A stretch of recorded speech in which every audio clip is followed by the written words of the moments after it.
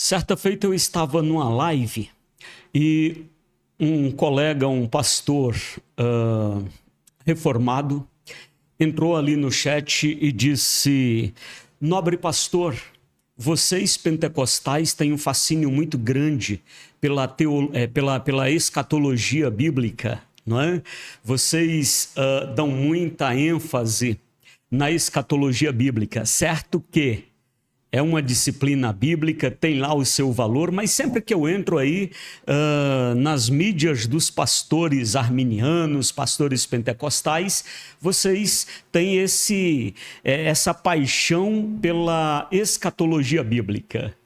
E eu disse a ele: nobre pastor, a sua observação faz muito sentido. E eu até entendo a sua admiração, porque conhecendo a escatologia da sua corrente de fé é algo mais simples. Agora, se você conhece a nossa escatologia, a escatologia bíblica, nessa perspectiva pentecostal, logo esse fascínio deve ficar já justificado, não é? Porque a nossa leitura da escatologia bíblica, que é uma leitura bíblica profunda, detalhada, procurando ali a beleza de cada nuance de cada texto bíblico, isso justifica essa paixão e essa admiração por essa matéria tão linda. E hoje o nosso assunto não será diferente. Hoje nós vamos lá no coração da escatologia bíblica. Sei que a escatologia é uma disciplina muito ampla, mas hoje eu estou aqui com um especialista, uma autoridade no assunto, e vou pedir a ele para nós conversarmos aqui sobre um dos pontos da escatologia bíblica. Imagina qual? Isso mesmo, vamos falar sobre a Nova Jerusalém. Vou perguntar para ele: professor, a Nova Jerusalém é uma cidade literal? Ou Nova Jerusalém é a igreja glorificada? Qual o tempo da Nova Jerusalém dentro desse calendário? E outras perguntas que farei, e claro, aqui no chat você pode também mandar a tua pergunta, tá bom? Pois bem, estamos chegando aqui para mais um podcast, o Código da Sarça, e o meu convidado de hoje é um convidado para lá de especial, é um amigo aí de longas datas, é uma autoridade, não é, na área da teologia, é o pastor, o bispo, professor Kleber. Deixa eu já apresentar aqui o nosso convidado. Profeta, seja muito bem-vindo. É uma bênção, é uma honra compartilhar essa mesa com você, na certeza de que hoje a sarça vai pegar fogo de novo. Seja bem-vindo. Graças, paz, Deus abençoe o pastor Rebail. É uma honra estar com o pastor aqui, mestre na palavra, o Código da Sarça nesse podcast, fazer parte dessa história, poder estar participando com os irmãos e poder colaborar um pouco com o crescimento na graça, no conhecimento do Senhor Jesus, através da escatologia bíblica, que é um tema que hoje em dia está sendo mais estudado e está tendo uma relevância maior, muitas pessoas querendo aprender mais. É uma honra poder estar aqui e poder colaborar com isso. Glória a Deus. Profeta, aproveite esse primeiro minuto e se apresente. Já apresentei aqui o bispo, o professor Kleber, mas apresente aí algo a mais que deixei de falar. Amém. Kleber Araújo, também sou formado bacharel em teologia, mestre em escatologia bíblica, estou cursando maestria bíblica pelo Osana Bible School hoje, que é seminário dos Estados Unidos, aguardando fazer agora os exames, as partes finais, né? Para poder concluir esse curso e também fazendo também a formação agora, doutorado em divindade na FAITESP. Os dois primeiros que eu já sou formado é pelo Instituto Teológico Gion. Eu acho que por enquanto é isso. Maravilha. Veja então que estamos com a autoridade bíblica e especialista na disciplina de escatologia, entre outras, mas para esta, um especialista. Então pode deixar aqui o teu comentário, inclusive se você discorda do que nós apresentarmos aqui na mesa, não é? Ô, professor, como eu comecei dizendo aqui, a escatologia bíblica dentro dessa perspectiva, não é? Eu vou dizer assim, a perspectiva pentecostal, porque há algumas nuances aí que a gente gosta de enfatizar pelo texto bíblico.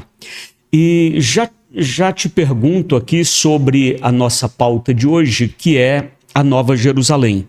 Mas só para o irmão, a irmã que nos acompanha se situar melhor dentro desse contexto da escatologia bíblica, nós poderíamos imaginar assim uma linha do tempo, uma linha cronológica, onde pudéssemos sintetizar todo o panorama escatológico, apocalíptico, aquilo que ainda está para acontecer.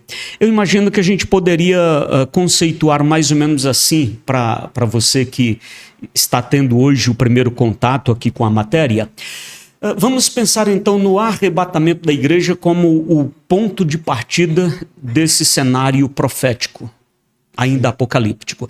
E aqui, claro, eu já estou até anunciando, né, de antemão, que o meu entendimento, a minha compreensão bíblica está dentro dessa vertente pré-tribulacionista, de que a igreja não passa pela tribulação. Existe aí a linha dos irmãos mid-tribulacionistas que acredita que a igreja será arrebatada na metade da tribulação. E os pós-tribulacionistas de que Jesus descerá no final da tribulação. Qualquer que seja o cenário, a vertente, a corrente de interpretação, uma série de coisas acontecem a partir daí. E aqui retomo esta linha pré-tribulacionista. Jesus arrebata a igreja, aí vem a manifestação do anticristo, grande tribulação, todos aqueles tormentos ali do Apocalipse, né, a partir do capítulo 6 ao 19. No final da grande tribulação, sim, Jesus desce visivelmente, o que não é arrebatamento é 1 Tessalonicenses 4, 16, 17, por exemplo, onde o termo harpazo aparece ali, deixando claro que a igreja será arrebatada, diferente da parousia, que é a manifestação, a vinda visível de Cristo em glória, que se dará no final da grande tribulação. Jesus descendo, ele resolverá o problema da grande tribulação, Satanás será aprisionado por 1000 anos, haverá o julgamento das nações e um reino milenar começará aqui na terra, onde Jesus literalmente, lá em Jerusalém, reinará e de lá reinará sobre toda a terra, pois ele é o Rei dos Reis e o Senhor dos Senhores, certo? No final desse milênio, Satanás será solto de novo por autorização divina, testará os habitantes da terra e acontecerá uma última batalha chamada de Gog e Magog. Gog e Magog, onde Satanás juntará tantas pessoas como os grãos de areia que estão na praia, mesmo o povo que estará vivendo no período milenar. Mas Cristo não entrará em guerra, luta corporal, mandará fogo do céu e o consumirá, e ali fechar-se-á uma nova dispensação, o milênio, né? Encerra-lhe o milênio, e o vidente João vê os céus sendo recolhidos como um livro, a terra saindo de sua órbita, e no meio da grande imensidão surge o grande trono branco, onde dar-se-á o juízo final. Depois do juízo final, com a sentença de Satanás, os demônios e todos os condenados, todos os ímpios, os justos herdarão a glorificação, a salvação eterna, ou seja, a eternidade perfeita com Deus começará. E aí é que começa aqui a nossa análise. Apocalipse 21, nós temos aqui o texto que fala de um novo céu, uma nova terra e também de uma nova cidade chamada a Nova Jerusalém, mais especificamente aqui a partir do versículo 9. Então, a nossa conversa aqui será sobre a Nova Jerusalém. Professor, eu vou pedir para você começar explicando essa Nova Jerusalém e começo já com uma provocação pertinente, porque o texto vai dizer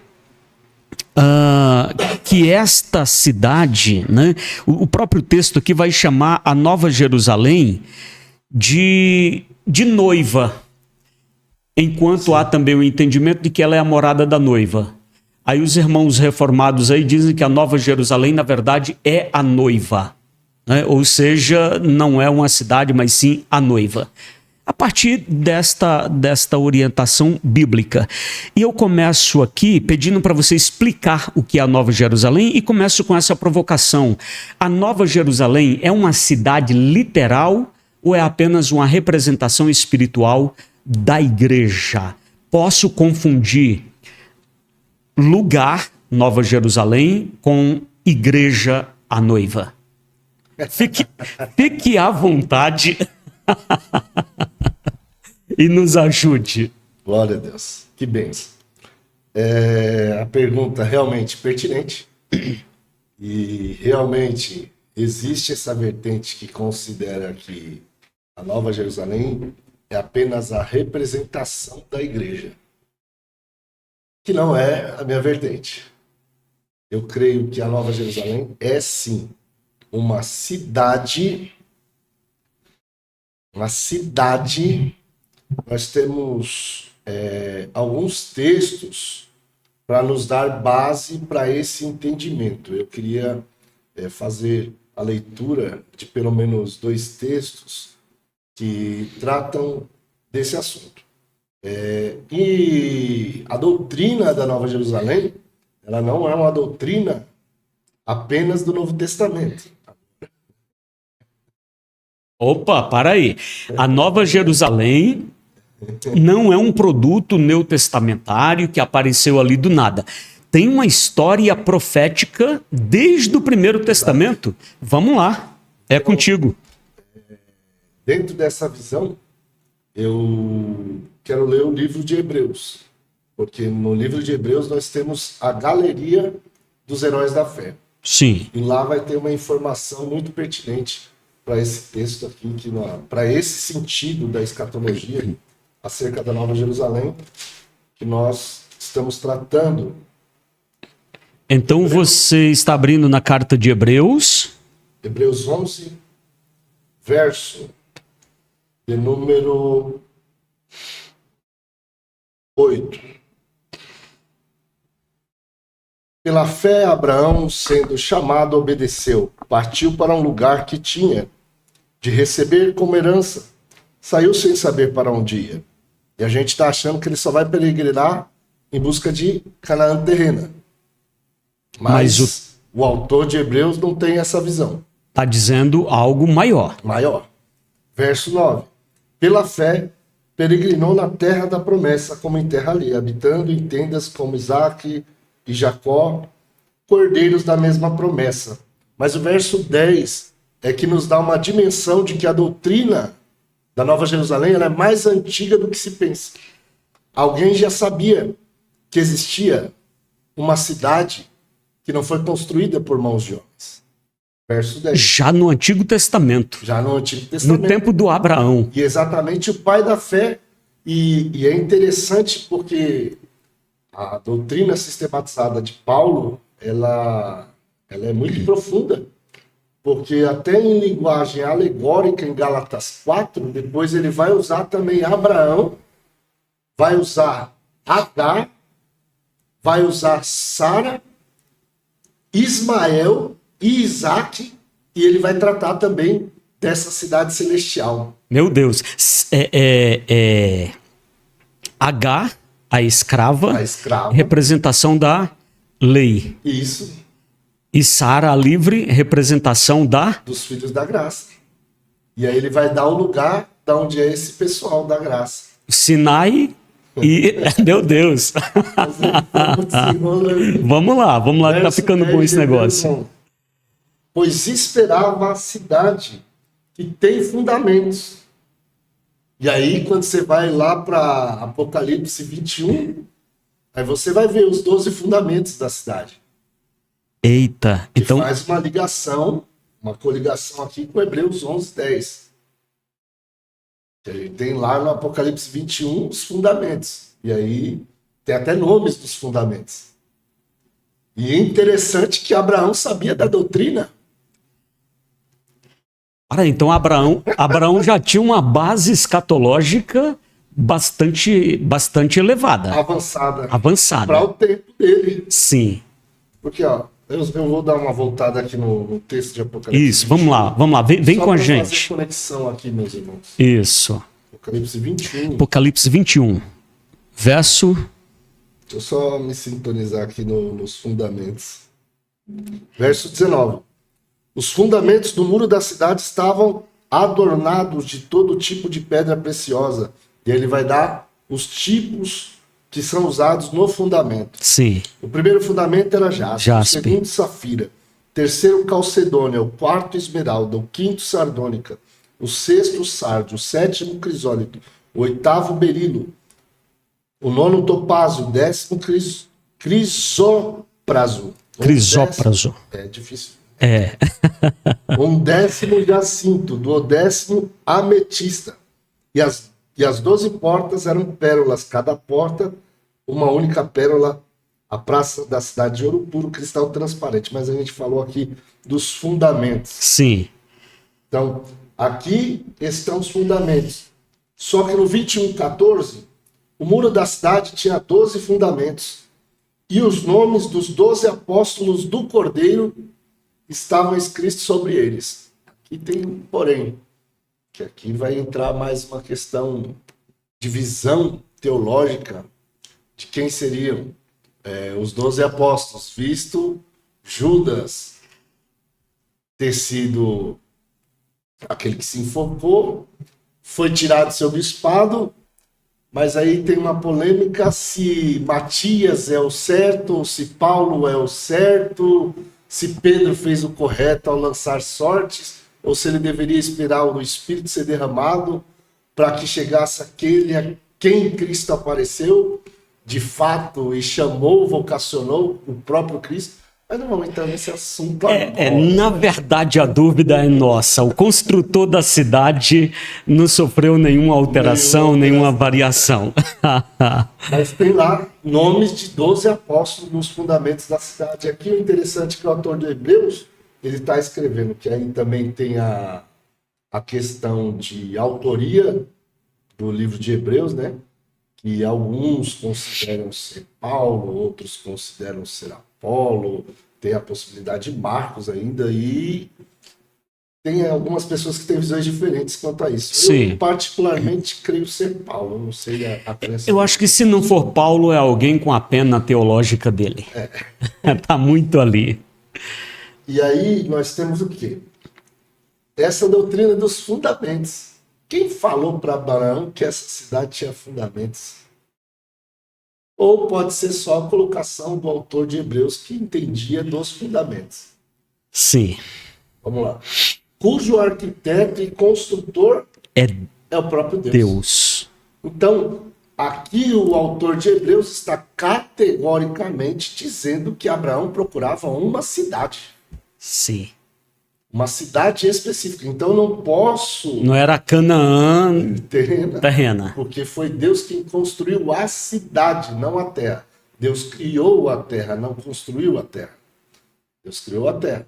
Porém, esse assunto é uma cidade que Deus, o próprio Deus, é quem construiu ela. O construtor, o artífice, quem deu... Ele não só construiu, mas deu também o acabamento. Eita! Olha aí, vamos lá. Então, nesse primeiro ponto, já nos dá uma base de que a cidade, de que a própria cidade, ela tem realmente fundamentos fixos e comprova que é um local e não apenas uma idealização do que é a representatividade da igreja. Não dá para confundir o lugar com os moradores. Não dá, embora ela está intrinsecamente ligada.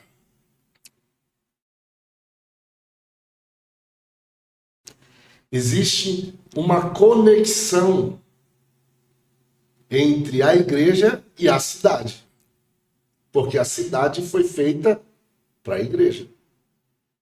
Mas se a cidade foi feita para a igreja será moradora desta cidade, habitante desta cidade, e não a cidade em si. Não a cidade em si. E aí nós temos um texto de Paulo. Estou dando uma puxada na minha cola. Sim, sim. A minha cola aqui é a minha apostila, irmão, de escatologia. Que eu... Sim, inclusive no final nós vamos deixar aqui, pastor, seus links, né, suas formações, seus cursos, enfim, bastante conteúdo bom que eu vou deixar aqui na descrição, tá, gente? Voltando. Temos aqui um versículo interessante de Paulo. Filipenses capítulo 3, versículo de número 20.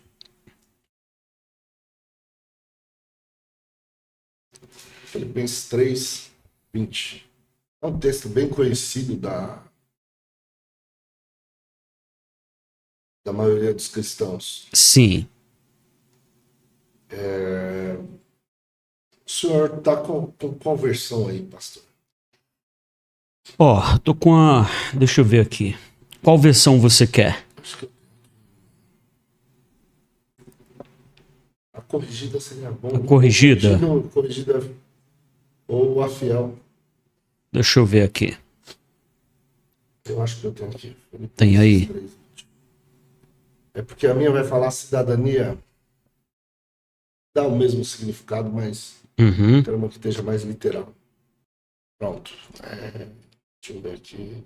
Tenho corrigido e fiel. 3:20. Mas a nossa cidade, a palavra cidade, está nos céus, de onde também esperamos o Salvador, o Senhor Jesus. Então, o texto da corrigida e fiel ela está bem mais claro. Sim. Ela está dizendo categoricamente a nossa cidade. Algumas vão traduzir a nossa pátria, que é o lugar onde nós vamos morar. Ou a nossa cidadania, algumas traduções ainda, que essa que eu estou aqui, que é a versão de Nelson, que fala da onde que nós somos cidadãos. Sim. E se temos uma cidadania de um local diferente, se temos uma pátria diferente, nós temos que ter uma cidade diferente. Aqui, e aí? Nós temos bases escriturísticas firmes para defender a ideia de que a Nova Jerusalém não é apenas uma representatividade da igreja. E quando o autor coloca como sendo ela a noiva? A esposa. A esposa do Cordeiro. Qual é o texto mesmo que o senhor citou? Nós estamos no 21. 21:9. E veio um dos sete anjos que tinham 7 taças cheias das últimas 7 pragas, e falou comigo dizendo: vem mostrar-te-ei a esposa desposada do Cordeiro. Vou ver até uma outra tradução também aqui. Essa daqui que eu li foi em versão de Nelson, Apocalipse 21, Isso. verso 9. Vamos ver aqui na corrigida e fiel. E veio a mim um dos 7 anjos que tinham as 7 taças, cheia das últimas 7 pragas, e falou comigo dizendo: vem mostrar-te-ei a esposa, a mulher do Cordeiro. Sim. E aí, como podemos entender isto? E aí o texto vai continuar. Levou-me em espírito a um grande alto monte e mostrou-me a grande cidade, a santa Jerusalém, que de Deus descia do céu. Então, temos aqui ao mesmo tempo que chama ela de esposa, mas também chama ela de Cidade. grande cidade. E nós temos vários outros textos falando de cidade. E agora ela está sobre um alto monte. E aí nós temos mais um texto, mais um texto que vai falar sobre esse alto monte. Esse monte é um monte chamado Sião Celestial. Se existe um monte Sião Celestial, com menção de uma cidade, aqui nós temos o monte, né? Não está falando o nome dele, mas fala do monte, mas dá o nome da cidade. E agora, se nós recorrermos ao texto de Hebreus, nós vamos ter também o nome do monte, com a menção deste monte da cidade, que é Hebreus 12. Hebreus 12. Hebreus 12. Aqui parece que o vidente, ele não confunde, mas parece que ele mistura. Une. Né? Ele une, nós temos aqui um ambiente onde Deus habita, a igreja habita, a glória habita, e ele une tudo isto numa linguagem que descreva, né, a plenitude da presença de Deus. Mas, de fato, quando a gente observa todas estas passagens e outras que poderíamos ainda acrescentar, a gente nota que não dá para confundir o lugar com os habitantes, né? A Nova Jerusalém é a cidade que desce como uma noiva ataviada, mas ela é a morada da igreja e não a igreja em si, né? Bem, professor, para mim eu acho que ficou, esse ponto aqui já está bem claro. Só fixar o verso Sim, Hebreus sim. 12, verso Hebreus 12, 22. Hebreus 12, 22. Porque esse texto ele é chave, porque ele vai dar uma visão ampla que essa cidade é para quem já nasceu de novo. Sim. Sim. Inclusive o próprio... vai mostrar o ponto de ligação entre nós e a cidade. Sim. Inclusive, o próprio texto do Apocalipse vai dizer que nela entrarão aqueles que têm o nome escrito no livro da vida do Cordeiro. Se vão entrar, é porque ela tem que existir como cidade em si. E aí? Mas leia esse texto para avançar e eu tenho outra pergunta para nós colocarmos aqui. Seu amigo aí. Não, pela misericórdia. Eu estou aqui diante de uma... autoridade no assunto e eu amo essa disciplina, viu, professor? Eu amo essa. Sim, sim. Eu amo. Eu estudo escatologia já há algumas décadas, não é? Verdade. Eu tenho, para você ter ideia, eu tenho um livro que é o Além das Visões, né? O livro, deixa eu até ver aqui, livro do Apocalipse, né? Eu lembro um que o senhor teve ainda antes desse, um melhor. O Escatologia Bíblica, que hoje está em versão de edição mesmo, né? Teve lá há mais de 2 décadas atrás, eu publiquei um bem pequeno que era a versão de seminário, né? Basicamente aquela tela do seminário, onde fizemos aí muitos seminários aqui nesse estado e em outros, né? Então aquela foi a versão de seminário. Aí depois... Eu vi ele todinho. Isso. Eu estudei também com o pastor. Exato. Aí hoje nós temos o livro de Escatologia Bíblica, já em 3ª edição, né? Algo bem interessante. Mas que matéria maravilhosa. E a gente estuda e tem sempre algo a mais para perceber, né? E mas câmera nele, porque hoje é contigo. Fecha esse ponto e eu vou te apresentar uma outra questão aqui. Okay. Verso 22 de Hebreus 12. Mas vós tendes chegado ao Monte Sião. E é interessante porque Hebreus está falando aqui, esse texto, ele vai comparar a visita de Deus do Sinai, que o povo não conseguiu subir, parou na beira do monte e ficou lá embaixo sem subir, só Moisés que sobe. Ele vai falar de todo aquele trâmite que Deus fez com a glória dele, aquele espetáculo visível ao olho nu, mas que eles não desfrutaram, e aí ele vai pôr um contraponto com aqueles que creem em Cristo. E aí ele vai dizer que nós já chegamos. Não é só uma realidade futura. Já dá para antecipar essa glória no presente. O autor de Hebreus tem essa, né? Quando você vai lá no Hebreus 6, se não me falha a memória, a respeito daqueles que caem da graça, né? Ele fala que eles provaram das virtudes do tempo vindouro. Meu Deus. Viveram coisas pela fé. Exato. E aí agora ele está dizendo a mesma coisa. Mas vós tendes chegado ao Monte Sião, a cidade do Deus vivo. Então, ele fez a mesma conexão que nós temos lá em Apocalipse, que a cidade está em um monte. Sim. Agora, dessa vez, nós temos o nome do monte. Uhum.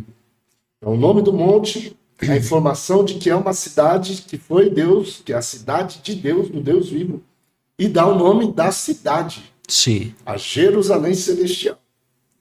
A companhia de miríades e miríades de anjos, a Universal Assembleia, a Igreja dos Primogênitos inscritos nos céus, ao juiz e Deus de todos, e aos espíritos dos justos aperfeiçoados. E aqui é o ponto que eu gosto, porque essa questão do espírito dos justos aperfeiçoados fala do momento em que somos salvos. Sim.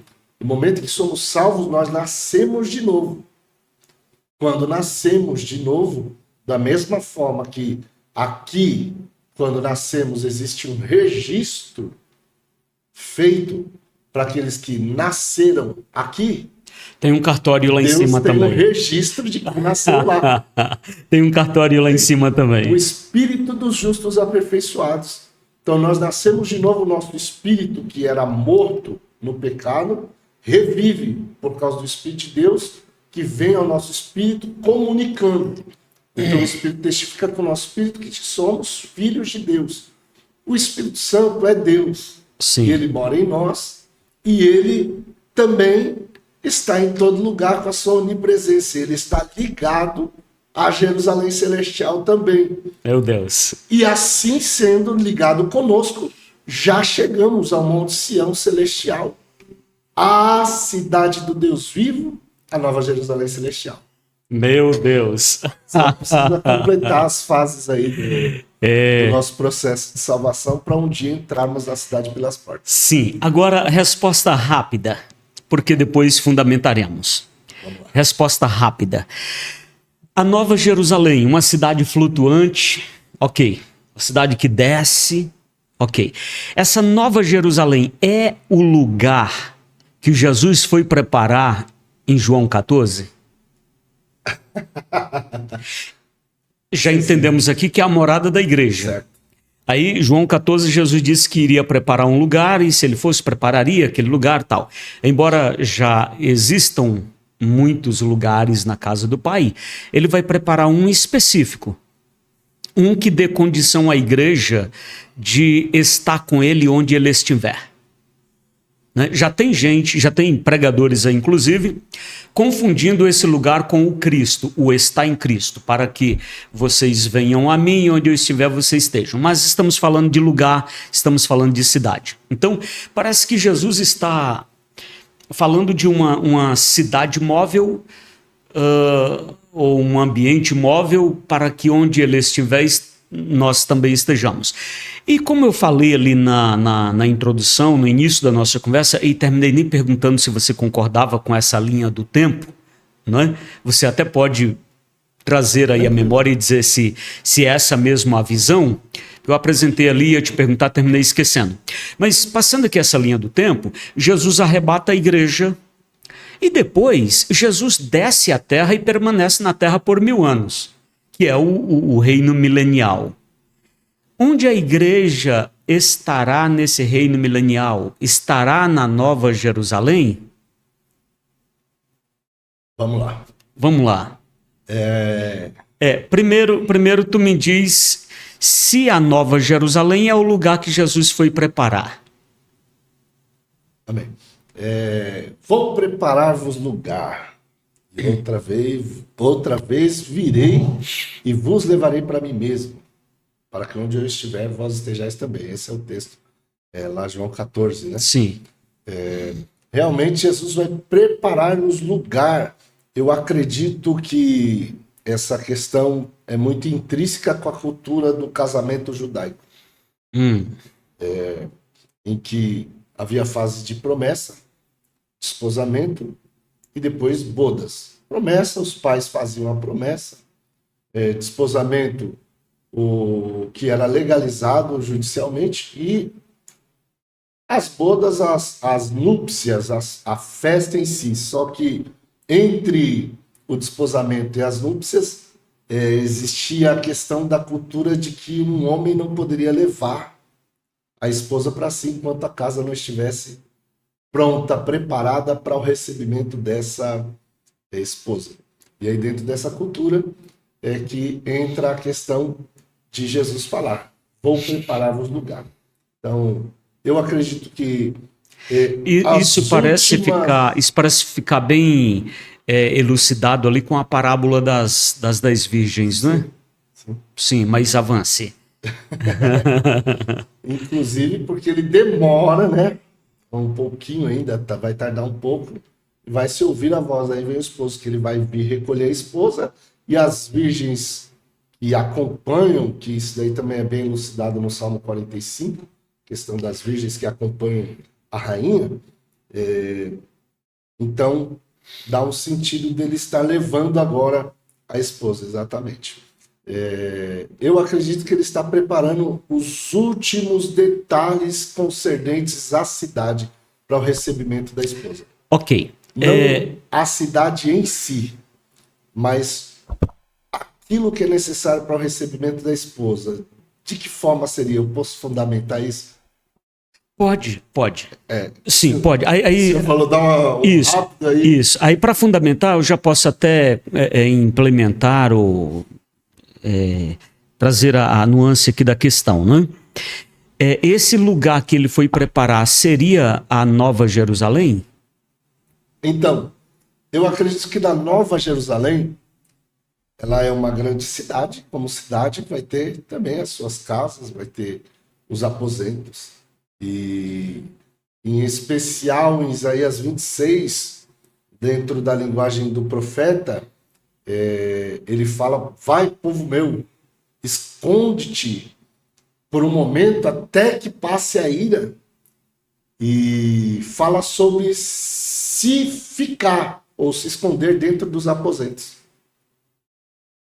Posso dar uma lida? Pode. Pode. Isaías 26. Oxe, deixei aberto aqui sem querer. Manda a tua pergunta aqui. Vamos ajudar o professor a entregar tudo e não esconder nada. Isaías 26, no verso 20, ó. Vai, povo meu, entra nos teus quartos, fecha as tuas portas em torno de ti, oculta-te por um momento até que passe a indignação, a ira, dependendo da tradução. Então, aqui a gente vê já uma linguagem profética do arrebatamento da igreja para ser guardada. Da tribulação. Da grande tribulação. E aí, ela é escondida nos aposentos, sendo guardada. Então, até aposentos aqui está sendo falado. Se tem aposento, tem casas. Eu acredito que havia uns detalhes finais a ser preparado para o recebimento da esposa, e ele fala disso. Mas esse aposento é a Nova Jerusalém?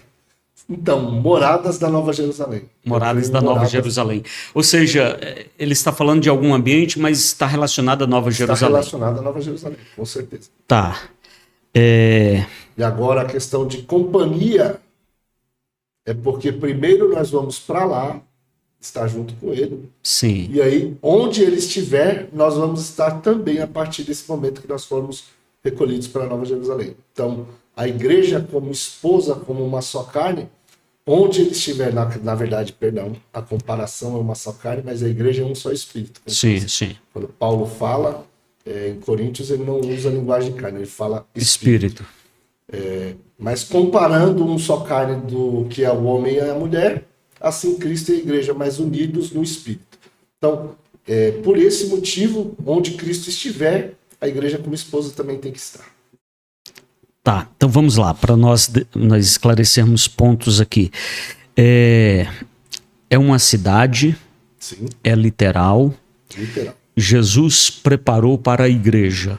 Nós concordamos que na parousia, na manifestação de Cristo em glória, aqui não falando do arrebatamento, mas a gente está entendendo essa linha 7 anos depois do arrebatamento, Cristo desce em glória, Exato. final da tribulação, e ali ele terá um reino. Concordamos que Jesus estará literalmente na terra, reinando na terra com um palácio em Jerusalém terrena. Sim. Durante 1000 anos. Sim, inclusive Ezequiel, né, vai dizer que o trono dele estará dentro do templo. Ok. Então, aí a questão é, a igreja que reinará com ele, onde estará a igreja? Porque a igreja já estará no corpo glorificado. Sim. Foi para o céu. Exato. Ficará no céu? Porque se ficar é um grande desencontro, né? Estamos aqui há 2000 anos esperando sermos levados. Aí a igreja é levada, e Jesus vem, fica mais 1000 e a igreja fica 1000 lá em cima, daria um desencontro. Então, onde estará a igreja durante o reino milenar de Cristo? Isso é muito importante. Irmãos, inclusive, é triste algumas formas escatológicas de ver as questões futuras. Porque muita gente, às vezes não são, provavelmente, pessoas que nunca estudaram, às vezes alguns que estudaram, eles tratam como se a eternidade fosse só glória, glória e aleluia. Vamos eternamente, porque até os hinos das nossas igrejas, com a mentalidade mais antiga, traz essa mentalidade para os cristãos. E aí o cara que eu vou só cantar santo, santo, santo e nunca mais vou parar de adorar. Então dá uma ideia de que você vai ficar lá e vai ser só glória, glória, glória, glória, glória, santo, santo, santo. E na realidade não é isso. Existem muitas coisas que vão acontecer. Para aí, mas cuidado, não diga não diga que vamos trabalhar na eternidade, que pode ter gente se desviando. Vamos trabalhar. Não se desvie. Será um trabalho no Senhor, no Espírito. O único lugar onde não terá o que fazer é no inferno, né? Só ai, ai, ai. Exatamente porque quando a pessoa vê sobre descansar no Senhor, ter um descanso do seu trabalho, está falando das lidas dessa vida nesse corpo corruptível que nos traz todo cansaço. Sim. Só para teus neurônios resfriarem um pouquinho. Né? Você falando aí, eu lembrei de uma irmã que apesar das dificuldades de saúde e tudo, ela não desejava ir para o céu. Misericórdia. Ela falou assim, pastor, Deus me perdoe, Deus me perdoe, Deus me perdoe, Deus me perdoe de novo. Mas eu só quero ir para o céu para eu não ir para o inferno. Porque acho que o céu é muito sem graça. Você vai chegar lá no céu, você não conhece ninguém, não sabe nem quem é você. Aí vai ficar lá para sempre, aleluia, aleluia, aleluia, glória a Deus, aleluia e aleluia de novo, para sempre. Aí você vai chegar, quem é você? Você fala, não sei, eu abri os olhos, eu estava aqui. E eu ouvindo, eu expliquei para ela biblicamente o que é o reino de Deus. E depois eu fiquei pensando, e ri bastante sozinho depois. Eu fiquei pensando no crente, que realmente, você chega no céu, tá lá, é só uma fumacinha assim, não tem identidade, olha, quem é você? Você fala assim, eu não sei, e você? Também não sei, abri os olhos, eu estava aqui. Mas estamos adorando, aí fica lá. Aí você chega no céu, é aquela animação, meu Deus, cheguei no céu, oh glória, aleluia, e os irmãos mais do, aleluia, aleluia, glória, glória, glória, aleluia. 1000 anos depois você está lá assim, aleluia. 10.000 anos depois você está lá, você, aleluia. Uma repetição monótona. E não é isso. O reino de Deus é dinâmico, é ativo, né? Então, sim, trabalharemos maravilhosamente no reino de Deus. Bom, deu uma acalmada aí nos neurônios. Se eu estiver fazendo pergunta difícil, pode devolver aqui também, porque escatologia é difícil mesmo. Posso continuar só? E estamos gerando aqui um conteúdo de alto nível. Manda aí, professor. Então, crendo no arrebatamento, antes da grande tribulação, nós temos aí o tribunal de Cristo para recebimento dos galardões. Nós temos as bodas do Cordeiro em si, que é as núpcias, né, a festa. Temos a grande ceia. Eu creio que o pastor deu bastante corrigidas nos erros doutrinários que a irmã apresentou.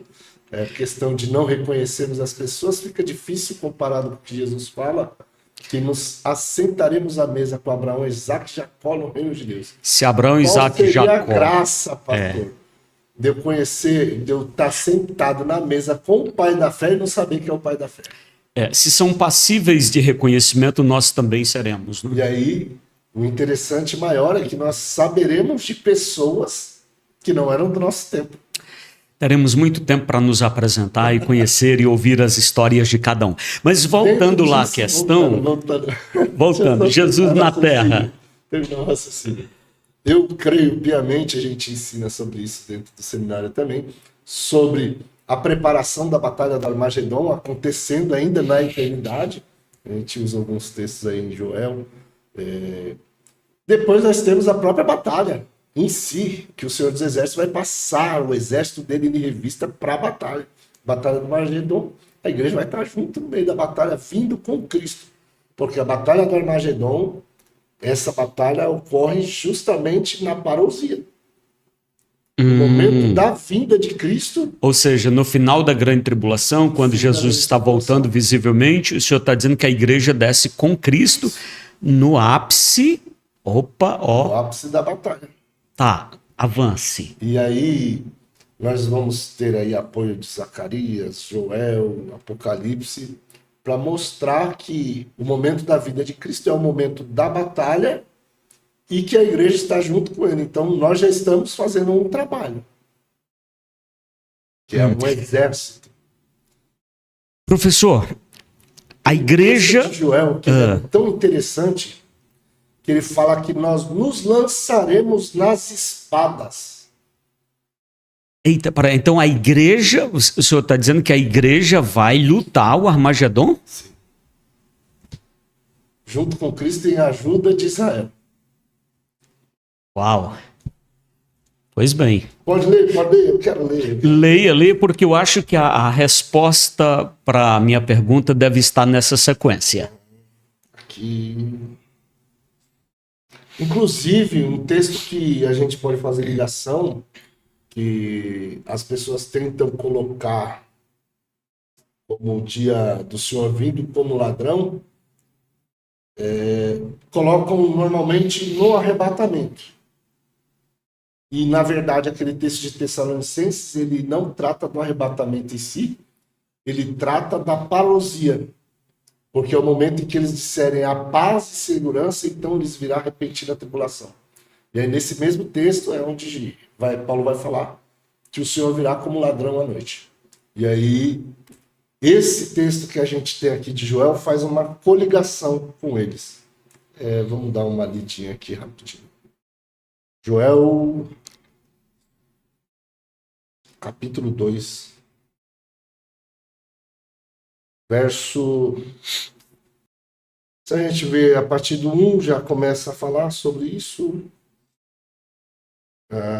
Falando sobre o exército. Verso 6. Diante dele estremecem os povos. Todos os rostos ficam pálidos. Correm como valentes e como homens de guerra escalam as muralhas. Cada um marcha por sua rota, não se desvia de sua fileira. Não se empurram entre si, é um povo organizado. Porque a igreja aprende a ser ordeira já na terra, antes de chegar no céu. Cada um vai por sua rota. Ainda que caiam entre as armas, não se ferirão. Algumas traduções falam que se lançarão. Esse é um texto para a igreja. Joel 2,8. Como Aí- que está na sua tradução aí, pastor? Joel 2,8. Tá Deixa eu ver. Joel 2:8. Ninguém pressionará seu irmão, cada um seguirá seu próprio caminho, arremessar-se-ão contra lanças e não se deterão em seu caminho. Mas esse é um... Olha o Joel 2,8 aqui na Corrigida e Fiel. Só um minutinho, pastor. Sim. A pergunta do senhor é... Pode fazer a pergunta Sim, que eu vou usar esse a pergunta para responder com o texto. Esse texto fala da igreja? Positivo. Vou responder com o texto. Ok. Ninguém apertará seu irmão, marchará cada um pelo seu caminho. Sobre a mesma espada se arremessarão e não serão feridos. Qual a possibilidade de um homem com um corpo comum, normal, físico como o nosso, corruptível, se lançar sobre uma espada e não se ferir? Não existe uma possibilidade física, lógica, de alguém se lançar numa espada, numa lança e não ser ferido. A não ser que essa pessoa já tenha tido o corpo transformado e glorificado. Olha aí, é uma perspectiva interessante. Agora, com essa conclusão... Só para mim terminar aqui no Sim. verso 9, com a ligação de Tessalonicenses, a igreja voltando com Cristo como ladrão. Tá. Irão pela cidade, correrão pelos muros, subirão as casas, entrarão pelas janelas como ladrão. Uma perspectiva da surpresa que vai haver na terra com a chegada de Cristo e da igreja. E aqui nós temos o exército, nós vamos ter Zacarias declarando que o Senhor Jeová virá com os seus santos, e aí nós temos em Apocalipse o Senhor Jesus Cristo vindo com os seus santos. Então a gente faz toda essa ligação mostrando que a igreja vai estar junto com Jesus. Ok, então você já respondeu aqui. A igreja estará na terra durante o milênio que Sim. se dará a seguir. Inclusive, nós temos, dentro de uma linguagem profética, óbvio, porque tem pessoas que não acreditam nos Salmos como um livro que pode se extrair doutrinas. É uma coisa que eu discordo, embora Toda a palavra de Deus é divinamente inspirada. e adequada, né, para o ensino. E exatamente, nós temos Jesus quando encontra os dois discípulos no caminho de Emaús, e ele vai falar sobre sua morte e ressurreição. Para eles, ele, segundo o texto lá, está dizendo que, em Lucas, né, que Jesus começa a partir da lei, dos salmos E dos profetas. Então Jesus usou salmos Sim, para lançar doutrina. sim. Então, aqui está a minha base para lançar também doutrina para o milênio. Ok. Salmos. Ok, então, a partir dessa base, vamos lá. Jesus morará em Jerusalém, ali no seu palácio. Mas a igreja morará onde? Não terá mais casa na terra, porque terá sido arrebatado, o corpo já não é mais físico, já é um corpo ajustado, um corpo que foi transformado ali no momento do Eu diria arrebatamento. físico espiritual. É o corpo do Cristo, é o corpo do Cristo ressuscitado, né? Ele come, ele senta, ele pode ser tocado, mas ao mesmo tempo ele não está limitado nem ao tempo, nem ao Barreiras espaço. físicas, nem espaço. Isso. Então, a igreja com esse corpo, esses milhões de fiéis, de salvos, morarão aonde durante esse milênio? A igreja estará com Cristo também no milênio na terra. Na terra, mas nós teremos casas aqui de novo. Possivelmente estará em casa. Do mesmo jeito que o Cristo vai ficar em um local, a igreja vai ficar em um local. Agora, haverá necessidade de dormir? Não creio. Haverá possibilidade de dormir? Poderá haver. Mas necessidade, não. A igreja, durante o milênio, vai morar na terra, possivelmente em casa de tijolo. Aqui não seria a Nova Jerusalém, não? A casa da igreja? A morada eterna da igreja. Não, durante o milênio. Durante o milênio. Não, e por favor, não concorde comigo, porque eu estou só repassando as perguntas e provocações. Claro, a morada da igreja eterna é a Nova Jerusalém, sem dúvida. Claro, concorde se for o caso. Se não for, não é debate, mas estou só passando aqui, apenas apresentando aqui essas perspectivas, né? Então, a igreja estará morando em casas aqui. Há uma possibilidade. Há uma possibilidade. É porque, na verdade, nós não temos textos claros sobre a questão da habitação da igreja no milênio, no período. Porque Cristo disse, onde eu estiver, vós estejais também. E ele estará na terra. Ele estará na terra, mas Cristo é onipresente. A igreja não é onipresente.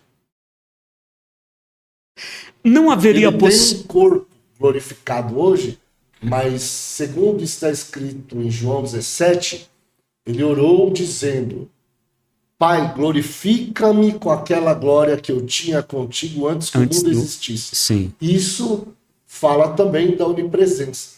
Enquanto na terra encarnado, ele não poderia desfrutar de estar em um ou mais locais ao mesmo tempo como homem. Sim. Com o corpo. Mas hoje com o corpo já glorificado com a glória que ele recebe como homem que vence, mas com a glória que ele recebe do Pai que ele tinha com ele antes que o mundo existisse. Então, eu acredito que ao mesmo tempo que Cristo pode estar na terra com o trono, ao mesmo tempo estará sentado no trono na Nova Jerusalém. Tem gente que não crê nisso, mas eu creio. Durante o milênio. Então haveria possibilidade da igreja estar na Nova Jerusalém durante o milênio? A possibilidade é grande, mas é uma possibilidade. Existe a questão dela estar onde Jesus está. Só que Jesus, ele tem onipresença, a igreja não tem onipresença. Mas com a transformação e glorificação do corpo, nós podemos fazer viagens rápidas.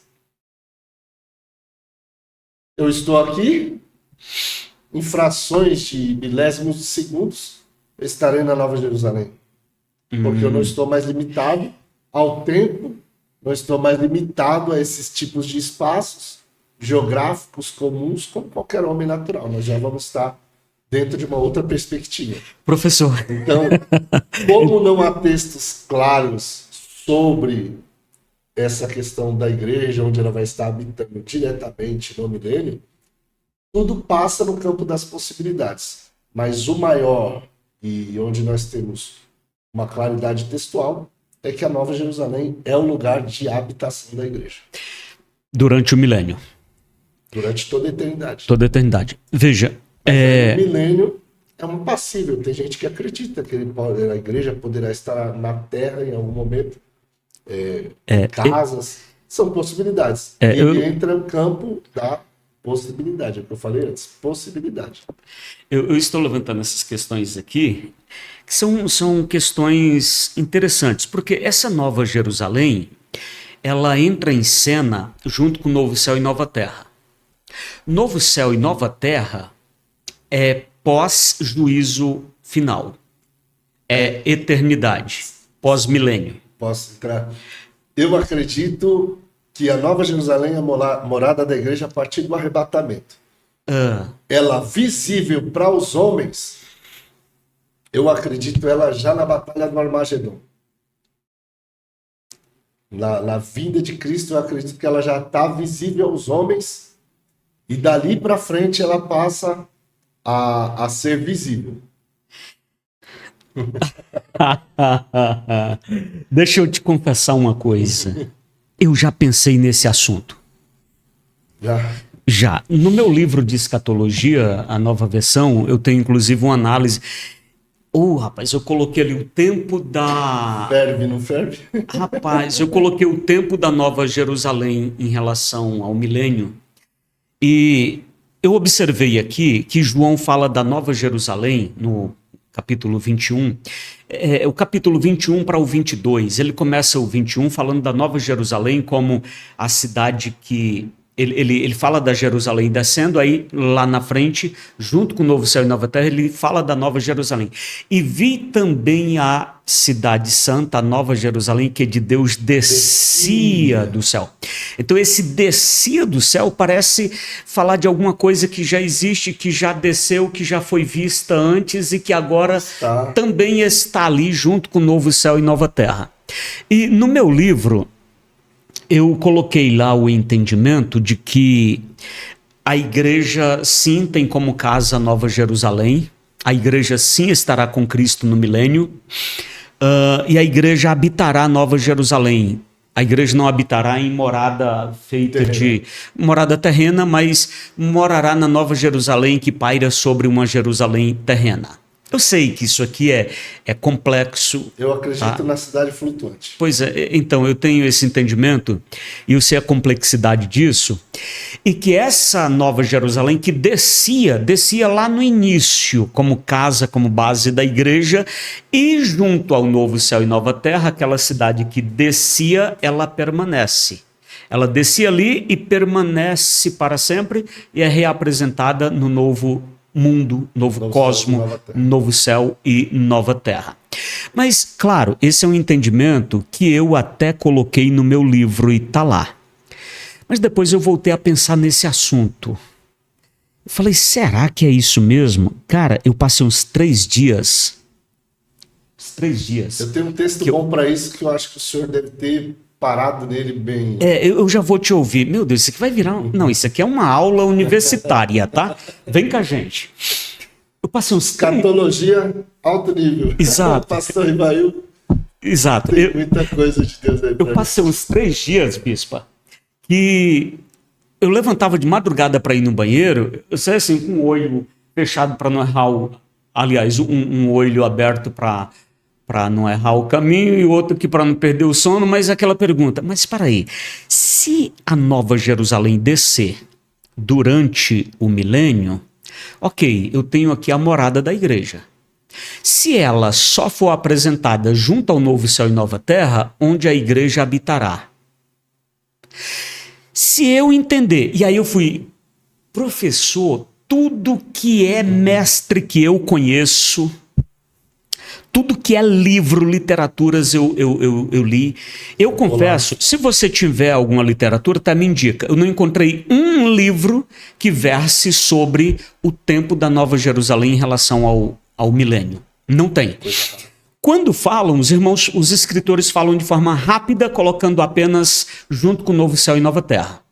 E aí eu pensei, será que a minha compreensão... É pouco explorado. Exato. Falei, será que a minha compreensão está equivocada? Porque se a Nova Jerusalém for apenas um produto da eternidade, junto com o novo céu e nova terra, por que é dito que nela não entrará corrupção? Ainda haverá corrupção na terra? Por que é isso, ou na versão coisa imunda?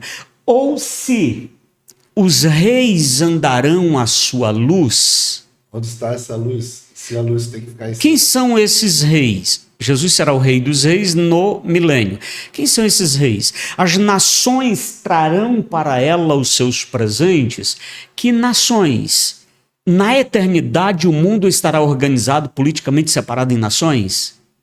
Ela terá... a árvore da vida estará ali, suas folhas darão... ela dará fruto que servirá de alimento, mas as suas folhas servirão de remédio para as nações. Peraí, se eu tenho folhas para remédio, haveria ainda a possibilidade de enfermidade? Se eu estou falando de eternidade, haveria na eternidade possibilidade de enfermidades? Então, veja o problema. Se eu entendo a Nova Jerusalém descendo no início do milênio, eu tenho alguns problemas por falta de bases claras para uma exegese contextualizada. Porque, embora eu entenda assim que ela virá, depois ela permanece e junta-se ao novo céu e nova terra. É uma Jerusalém que transcende, é uma cidade que flutua, é a cidade que descia. Descer é a característica dessa cidade. Se eu entendo assim, eu não tenho muita base para uma exegese sólida para eu dizer, não, é isso aqui e defendo isso. Não tenho como defender isso porque falta alguma base a mais para a gente crer a nível de doutrina. Mas, por outro lado, se eu a lanço, se eu a projeto para a eternidade apenas para o novo céu e nova terra, aí eu encontro um bocado de problemas sem resposta. Haverá rei na eternidade? Haverá nações separadas politicamente? Haverá possibilidades de doença? Tudo são coisas que não codizem. E aí eu sou obrigado a olhar para o vidente João e dizer, João, por que não colocou uma notinha de rodapé? Você está misturando as imagens do presente com as do futuro, está construindo uma didática a partir do que eu vejo hoje, do que compreendo hoje, e aí fica um bocado de questões que o texto não vai me responder. E aí eu falei, agora, já coloquei isso no meu livro. Coloco no lugar e ainda estou pensando. Voltei a pensar no assunto. Já foi, deixa do jeito que tá bom. E te digo assim, ó. Escrevi esse livro de Apocalipse, escrevi a 3ª edição já do meu livro de escatologia. Já tenho uma especialização, um mestrado em escatologia, que, meu Jesus amado, já passei pelo um doutorado, já conversei com um bocado de autores. Mas essa questão eu vou jogar para ti agora. Meu amigo Kleber. Olha o problema que ele me enfiou, gente. Ele falou com um monte de gente e ele jogou essa no meu colo. Veja o seguinte, não foi sem propósito que preparei esse podcast, esse estúdio. Eu fiz especialmente para trazer aqui o mestre, professor Kleber. Kleber, me ajuda aí, o que tu diz nessa complexidade? Voltando. Há pessoas que acreditam que pode ser a igreja na terra, morando em casas comuns, mas qual seria a necessidade? Haveria necessidade de dormir? Não existe. Não existe. Não existe necessidade de comer, mas Cristo comeu. Sim, mesmo sem necessidade, mas há a possibilidade. Haver. Então, o que a gente estava citando anteriormente, o que eu citei, é a questão de possibilidades que são levantadas. Agora, o que Cristo definiu de morada da igreja é realmente a Nova Jerusalém, isso é inquestionável. Esse é o lugar eterno de morada da igreja. E aí, a igreja vai desempenhar com Cristo o papel na terra. Isso é outro fato inegável. Onde ele estiver, nós estaremos também. A questão de Cristo estar e ter onipresença é mais difícil porque nós não temos. Mas teremos a liberdade e a facilidade. A fluidez atemporal. Atemporal.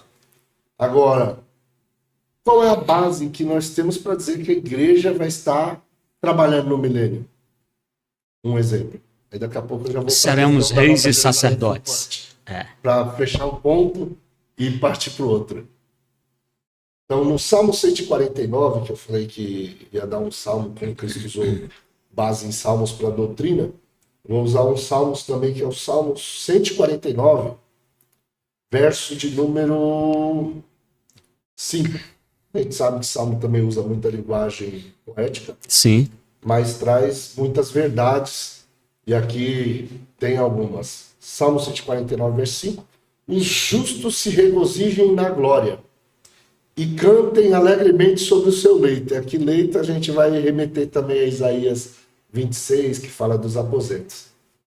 Salmo 149, 6. Estejam nas suas gargantas os altos louvores de Deus, e em suas mãos estejam a espada de 2 fios. Aqui já é um povo que adora, mas é um povo que tem arma na mão. Já faz conexão com Joel também na batalha. E aí, após a batalha, a igreja vai estar no milênio com Cristo. Verso 7. Para executar vingança sobre nações. E aí alguém pode perguntar, que tipo de vingança? Zacarias 14, para os versos finais do capítulo 14, agora não me lembro o versículo exato. Posso dar uma recorrida aqui, o texto? Ele vai falar dessas nações. Vamos lá, Zacarias 14. Zacarias 14 aqui. Zacarias 14, versos 16, falando sobre o milênio e nações que estarão. Verso 16. E todos que restarem de todas as nações que vieram contra Jerusalém, Batalha de Armagedon, subirão anualmente a adorar ao rei. Então, Sim. pessoas que estiveram na batalha, não morreram na batalha, se renderam porque perceberam que ia dar problema.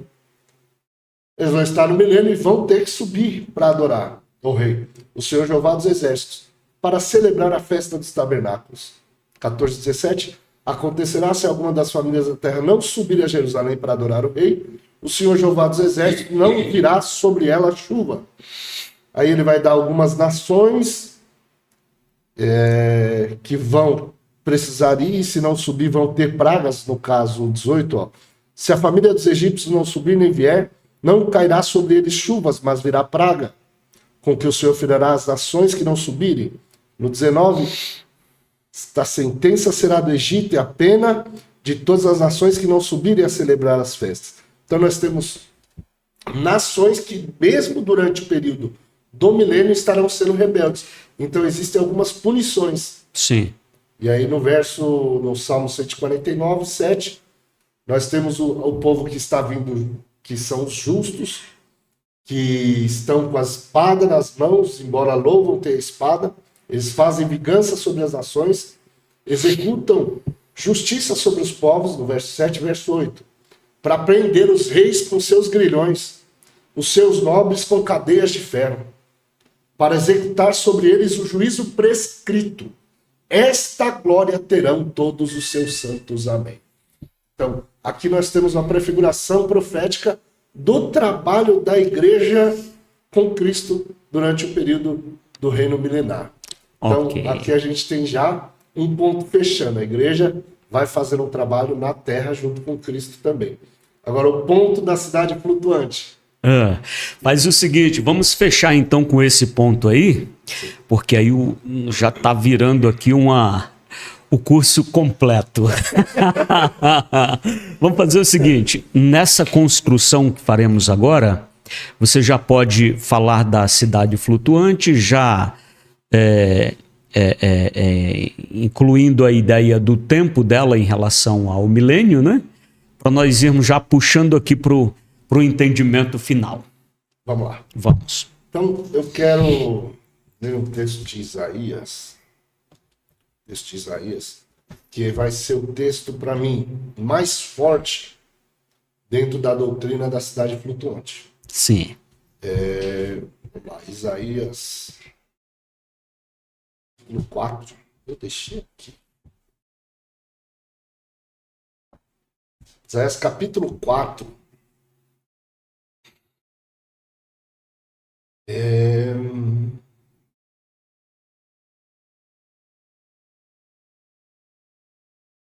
Verso 3. Isaías 4, 3. Verso 3. Sucederá que o remanescente de Sião, o remanescente de Jerusalém, serão chamados santos, isto é, todo aquele que for inscrito para a vida em Jerusalém. Quando o Senhor Jeová lavar a imundícia das filhas de Sião, purificar o sangue de Jerusalém no meio dela, pelo espírito de justiça e pelo espírito de ardor, que é um cumprimento do derramamento do espírito que está relatado em Zacarias, no capítulo, se não me falha a memória, 12 ou 13. Tem essa profecia também do derramar o espírito de graça e de súplicas lá, né? Sim. Mas é um derramamento do espírito sobre a nação. Verso 5. E o Senhor Jeová criará sobre toda a extensão do Monte Sião. E aqui, que Monte Sião que ele está falando? Terreno, celestial, porque ele está falando de Jerusalém terrena, nos versos anteriores. Sim. E sobre as suas gerações, uma nuvem de dia, e uma nuvem, um resplendor de fogo chamejante de noite. Sobre toda a glória haverá proteção. E haverá um tabernáculo para a sombra. Olha isso aqui. E a Nova Jerusalém ela é chamada de tabernáculo de Deus. Uhum. E agora haverá um tabernáculo para sombra de dia, e para proteger do calor contra o refúgio, e para a cobertura das tempestades e da chuva. Então nós temos algo que está acima, fazendo proteção para quem está embaixo. Uau. Tabernáculo. Então esse texto, para mim, é um texto violento para defender essa doutrina. Embora ele seja um texto que não tem tantos outros textos que vão trazer essa corroboração, mas ele é um texto que ele é muito claro. Ele é muito nítido. Ou seja, já pode-se concluir a partir destas leituras que a Nova Jerusalém é uma cidade flutuante durante o milênio. Sim, sim. Já durante o milênio. Já durante o milênio. Trazendo proteção para quem está embaixo. Interessante. A Israel já restaurado e tendo recebido o derramar do Espírito. Interessante. Você já escreveu sobre essa perspectiva? Ainda não. Ainda não? Eu tenho algumas coisas na minha apostila de escatologia. Lê depois o meu livro, Escatologia. Eu vou fazer um pedido agora. Aqui eu não tenho ele, já esgotou.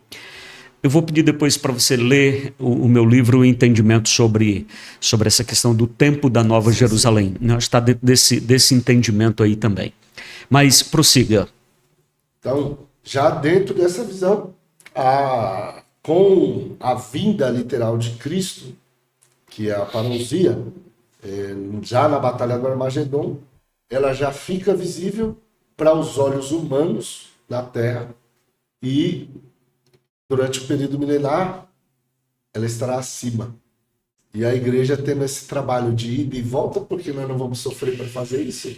Milésimos de segundos, o que serão para nós? Não mais limitado ao tempo e ao espaço, né? As questões físicas. Quando a gente começa a ter uma visão mais bíblica, mais concentrada na doutrina da palavra em si, do que nas tradições que foram recebidas e passadas durante muito tempo, a gente começa a ter muito mais motivos de alegria para a eternidade.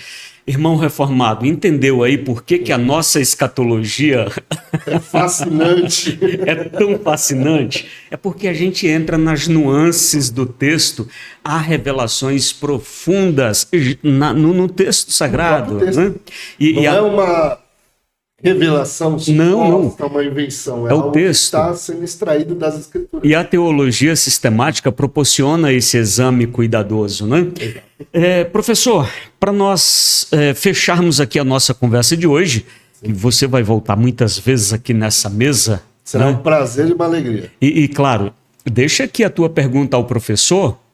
Nós vamos trazer esse cabra de Deus aqui de novo, tá? Para nós continuarmos. Mas aqui, para nós fecharmos essa primeira conversa sobre a Nova Jerusalém, olhando para esta câmera, o que você diria aos irmãos que vivem na esperança da eternidade em Cristo? As lutas presentes parecem sufocar a fé, mas quando a gente observa biblicamente, a glória que está por vir é infinitamente maior do que as lutas que a gente enfrenta ou suporta aqui hoje, né? Diante desse entendimento do que Deus tem revelado na plenitude dos séculos, o que você poderia dizer, já fechando de uma forma que encapsule o entendimento construído aqui? Que os irmãos perseverem. Eu acredito que uma das coisas que a igreja mais precisa aprender nos dias de hoje, que está havendo muitas distrações, tecnologia, os prazeres, as diversões, não que não seja lícito aquilo que não contém pecado, de ser abraçado pelo povo de Deus. Mas quando há uma demasiada entrega à tecnologia, apenas aos prazeres, às diversões, não pecaminosas, falando aqui, Uhum. acaba se tirando o foco da perseverança. Muitas pessoas deixaram de perseverar na oração, deixaram de perseverar nas escrituras, deixaram de perseverar na comunhão com os irmãos, vivendo mais das coisas passageiras do que das coisas que permanecem. E o foco será e deve ser da igreja no nosso período que nós vivemos hoje, que a Bíblia chama de conservação da alma. Porque para poder um dia subir e fazer parte do povo da Jerusalém que é de cima, que nem deu tempo da gente chegar no Gálatas 4, falar um pouquinho ali. Nós vamos precisar voltar a essa questão. Então, para a gente poder subir e viver na Nova Jerusalém pela eternidade, que é o nosso maior almejo, estar com Cristo, não por causa da cidade, mas por causa daquele que habita a cidade, está na conservação da alma. Porque ninguém vai chegar à glorificação do corpo se não conservar a alma. Então, Forte. nós fomos salvos, passadamente dizendo, no nosso espírito quando nascemos de novo. Nós permanecemos salvos na nossa perseverança em conservar a nossa alma.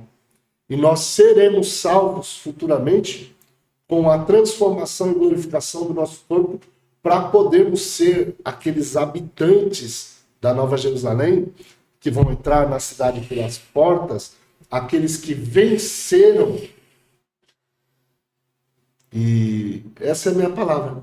Conserve a sua alma, persevere nos dias de hoje, porque valerá a pena um dia estarmos na eternidade, dentro da Nova Jerusalém, numa grande mesa, ceando com o Senhor.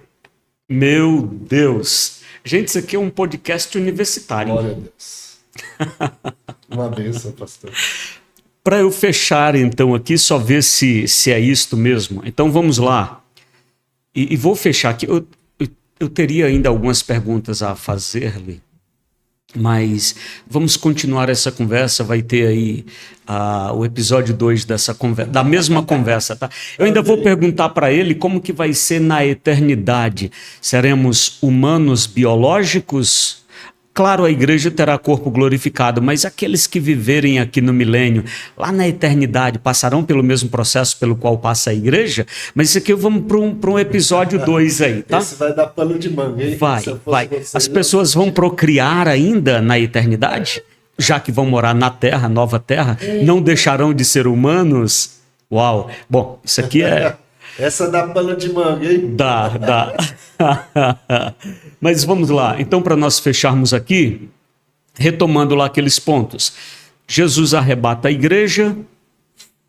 7 anos a igreja fica no céu nas bodas do Cordeiro. Na terra, grande tribulação.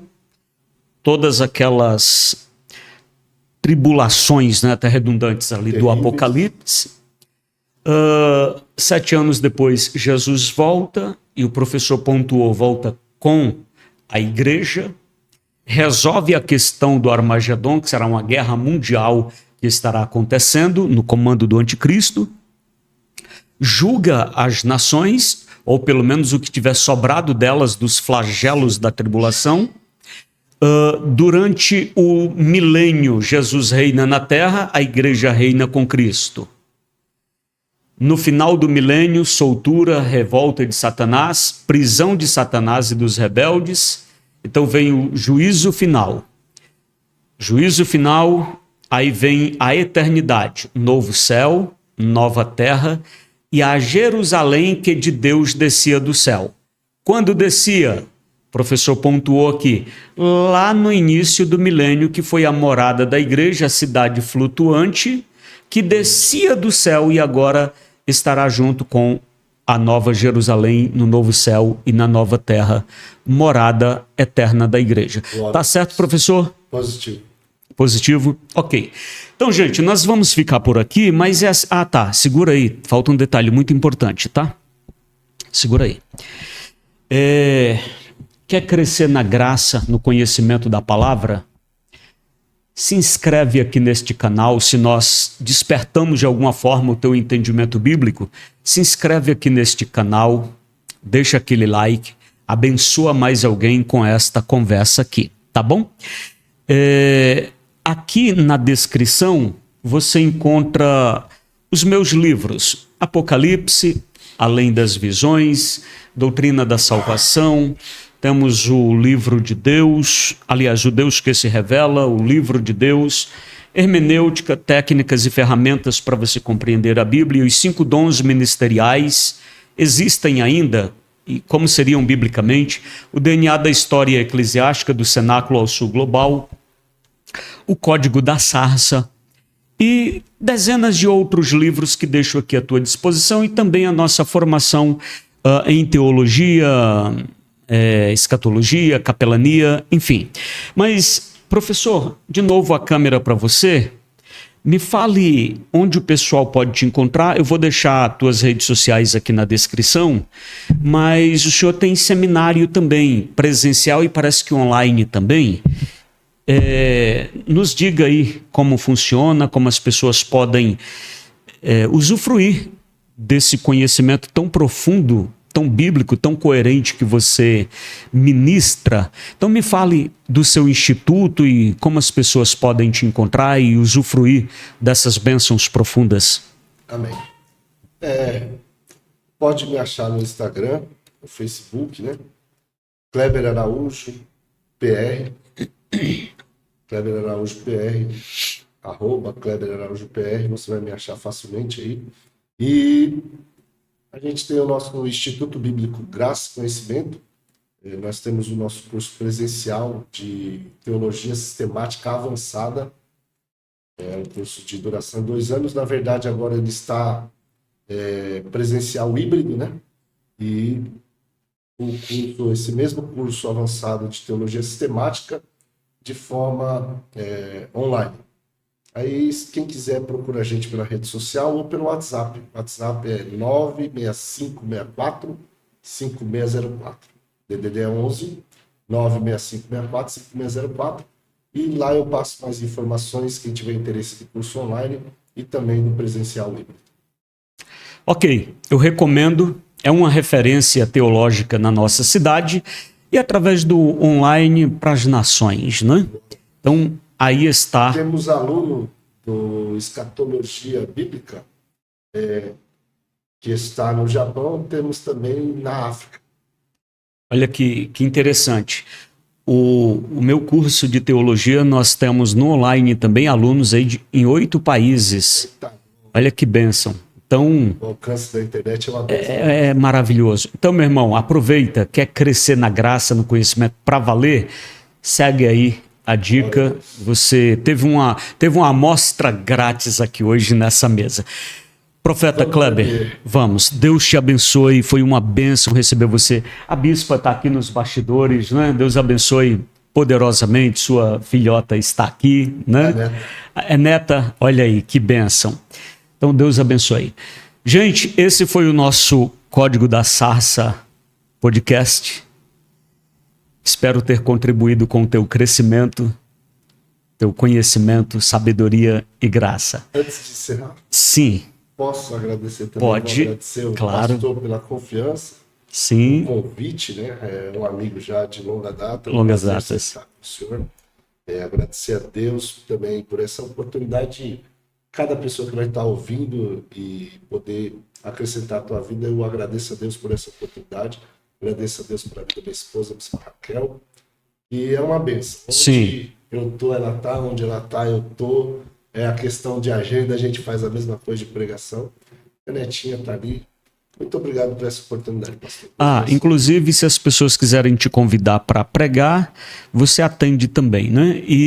Sim. O mesmo WhatsApp. Isso, e prega muito, viu, gente? Recomendo demais mesmo. Estou trazendo bênçãos.